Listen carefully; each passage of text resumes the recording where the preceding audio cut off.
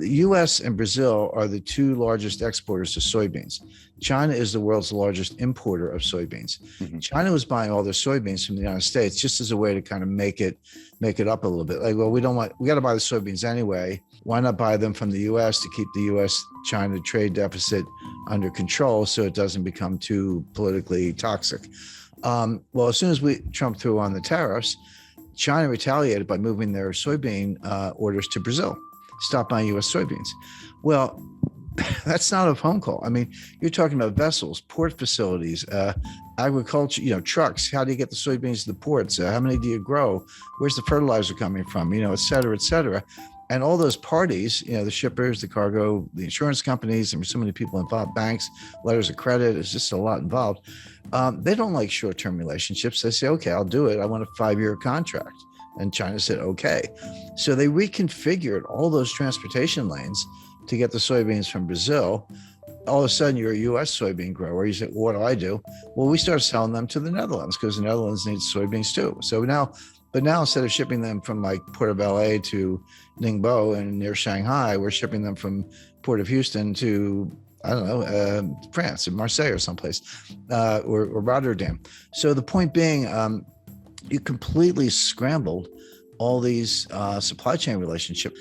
I talked to the guy who, look, this is a worldwide endeavor, but he was probably the single most responsible individual for all the significant developments in the supply chain in the last 30 years. And he said to me, Jim, you have to understand, it took us 30 years to build it. We blew it up in 3 years.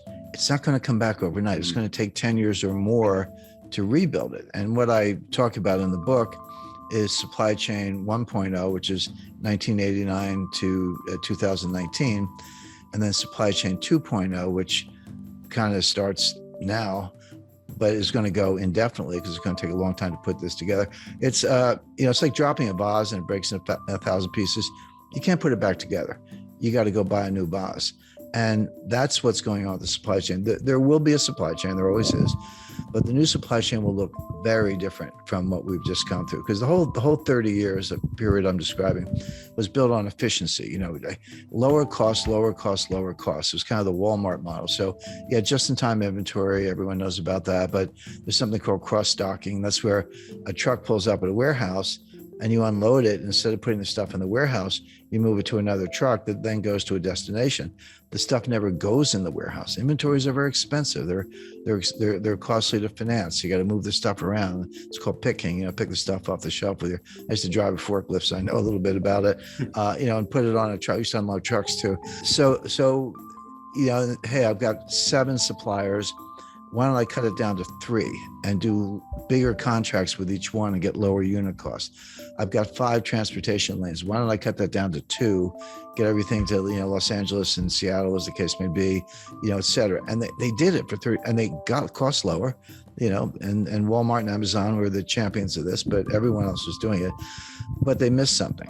What they missed was that while they were getting those unit costs lower for consumers, there were hidden costs, and the main hidden cost was you were creating greater frailty. This whole system was subject to a massive breakdown. So what happens if you have 2 suppliers and they both go on strike? What happens if you have one port of entry and it's backlogged? What happens if you've got cross-docking in warehouses and there aren't enough trucks? There are 80,000. We need 80,000 drivers, Wish they'd hire them instead of these IRS agents. But the point being, it is breaking down all across the board. Now, can it be put back together? Yes, but the biggest difference between 2.0 and 1.0, and this goes by different names. Janet Yellen called it friendshoring, and Macron called it a constellation of nations club, if you will. So you'll still have trading partners, you'll still have outsourcing, you'll still have transportation lanes, but it'll be members only. It'll be basically democratic, kind of liberal republics, Western Europe, the EU, of course, US, Canada, Australia, New Zealand, Japan, India, I would expect to be included. Friendly nations, but China's out. We're decoupling from them. They're decoupling from us. This isn't U.S. driven. The U.S. is participating, but this is what China wants too. Both sides are decoupling as fast as they can. China can develop its own network, maybe Central Asian republics, some Southeast Asian suppliers and so forth, but they're going to lose customers. Well, most of their customers actually in the United States. We won't buy their stuff and we won't sell them our stuff, particularly high tech stuff. So the world's going to break, and these new clubs are going to be formed, and there will be trade and there will be transportation lanes, but it'll be much more restrictive. Now, will prices be a little higher? Yes, but it'll be more secure. So the way I describe that, if you buy insurance on your house, or I buy insurance on my house, you don't want your house to burn down. You hope it doesn't. But if it does, you don't think your insurance premiums are a waste of money. Like when you write that check, you're like, that's money well spent. When you pay higher prices for consumer goods, the delta between the old price and the new price is your insurance premium for a more reliable system. And also, there's a big national security component to this. And I talk about Russia and Ukraine and China in the book. So that's all. So how the supply, what the supply chain breakdown means, chapter 1, chapter 2, what caused it, and we talked about that, and 3, where is it going, what are the constraints, and we talked about that. But then my editor, who's love working with us, she said, well, Jim, got to be a chapter on inflation. I said, of course we do. The supply chain breakdown is causing a lot of the inflation we see, and I'm going to write another chapter on deflation.